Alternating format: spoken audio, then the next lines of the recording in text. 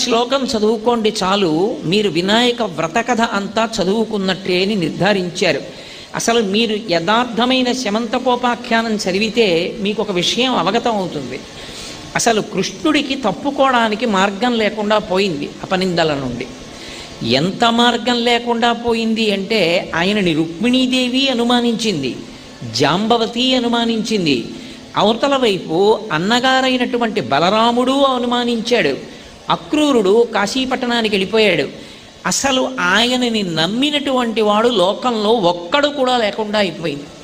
అంత దయనీయమైనటువంటి స్థితిలోకి విష్ణువు జారిపోయినటువంటి సందర్భం శమంతకోపాఖ్యానం. ఇప్పుడు నేను మీకు ఆ కథంతా చెప్పడానికి సమయం సరిపోవట్లేదు కాబట్టి నేను మీతో మనవి చేయలేకపోతున్నాను. అటువంటి స్థితిలో నారదుడు వచ్చి చెప్పాడు, ఇంత దారుణమైన కష్టంలోకి ఇన్ని అపనిందలు ఎందుకు పడుతున్నావో తెలుసా? భాద్రపద శుక్ల చతుర్థి నాడు నువ్వు క్షీరఘటమునందు విఘ్నేశ్వరుణ్ణి ఆ చంద్రబింబాన్ని చూశావు. విఘ్నేశ్వరుడిచ్చిన శాపం ఉంది, ఆ కారణం చేత నీకు ఇన్ని అపనిందలు వచ్చాయన్నాడు. అది పోగొట్టుకోవడానికి ఏం చేయమంటారని అడిగాడు. విఘ్నేశ్వరుడి వ్రతకల్పం చేయి, నీకు దోషం పోతుందన్నాడు. అప్పుడు విఘ్నేశ్వర వ్రతం చేశాడు శ్రీకృష్ణ భగవానుడు. ఆయన వ్రతం చేస్తే విఘ్నేశ్వరుడు ప్రత్యక్షమయ్యాడు. ప్రత్యక్షమై మామయ్య నీకు నీలాపనిందలు ఉండవని ఆ అపనిందల నుంచి తప్పుకునేటటువంటి మార్గాన్ని సుగమం చేశాడు. ఆ సుగమం చేయడంలో అక్రూరుడు తిరిగి వచ్చాడు. అక్రూరుడు తిరిగి రావడంతో శ్రీకృష్ణుడి యొక్క కథ సుఖాంతమైంది. నేనే ఇన్ని కష్టాలు పడ్డాను, లోకంలో నువ్వు ఈ శాపం నుంచి ఎవరు తప్పుకుంటారు? చాలామంది ఆ కథ చదివేటప్పుడు పొరపాటున ఒక విషయం చదివేస్తుంటారు, పార్వతీదేవి శాపం ఇచ్చింది అని. అసలు విష్ణు పురాణంలో అలా లేదు. ఆ శాపం ఇచ్చినవాడు విఘ్నేశ్వరుడు. కాబట్టి అప్పుడే నర్తన గణపతి స్వరూపం కూడా వచ్చింది. కాబట్టి నువ్విచ్చిన శాపాన్ని తప్పుకోవడం సామాన్యులకు ఎలా కుదురుతుంది అని అడిగాడు. అప్పుడు 2 మార్గాలు చెప్పాడు. ఒకటి, ఎవరైనా భాద్రపద శుక్లపక్షంలో వచ్చేటటువంటి చవితి నాడు నా వ్రతం చేసుకుని నువ్వు ఎన్ని కష్టాలు పడి నా వ్రతం చేసి బయటికి వచ్చావో ఆ శమంతకోపాఖ్యానాన్ని చదువుకున్నా సరే ఆ చంద్రుణ్ణి చూసిన దోషం రాదు. ఒకవేళ కథంతా సక్రమంగా చదువుకోవడం చేత కాకపోతే ఒకే ఒక్క శ్లోకం ఉంది, ఆ ఒక్క శ్లోకం చదువుకుంటే చాలు. సింహప్రసేనమవదీహి సింహో జాంబవతాహత మారో సుకుమారక మారోదీహి తవహ్యేషా శమంతక అని ఆ శ్లోకాన్ని దాది పాడింది. ఆ జాంబవతిని ఆ ఉయ్యాలలో ఉన్నటువంటి పిల్ల జాంబవతిని అందులో పెట్టి ఊపుతూ పాడినటువంటి శ్లోకం ఆ శ్లోకం. ఆ శ్లోకం ఏది ఉన్నదో ఆ శ్లోకాన్ని చదువుకోవాలి. చదువుకుంటే తప్పకుండా అనుగ్రహింపబడుతుంది. ఆ శ్లోకాన్ని చెప్పింది కూడా జాంబవతే.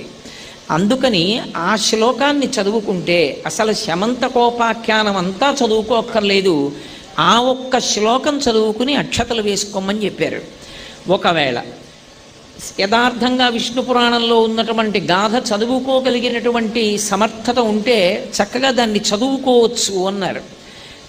కాదు, ఒకవేళ శమంతకోపాఖ్యానాన్ని ఏ కారణం చేతనైనా చదవకపోతే, ఏ కారణం చేతనైనా వినాయక వ్రతకల్పం చేసిన అక్షతలు తల మీద ధరించకపోతే ఏం చెయ్యాలన్న దానికి కూడా విఘ్నేశ్వరుడే శాపానుగ్రహాన్ని ఇచ్చాడు.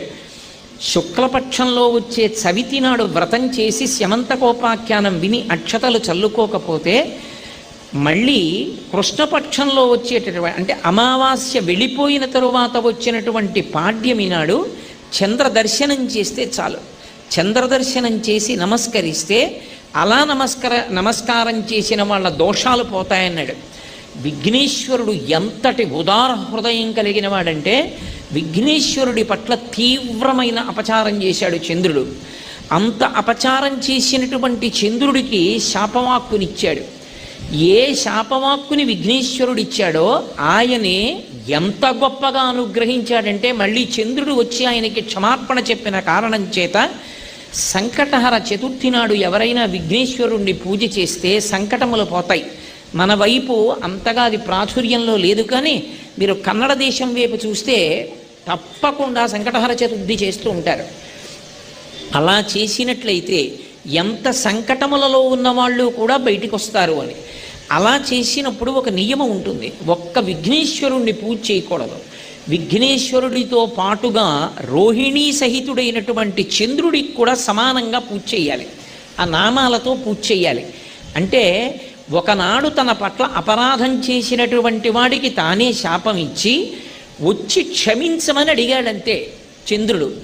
చంద్రుడు క్షమించమని అడిగితే ఆనందంతో నాట్యం చేశాడు గణపతి.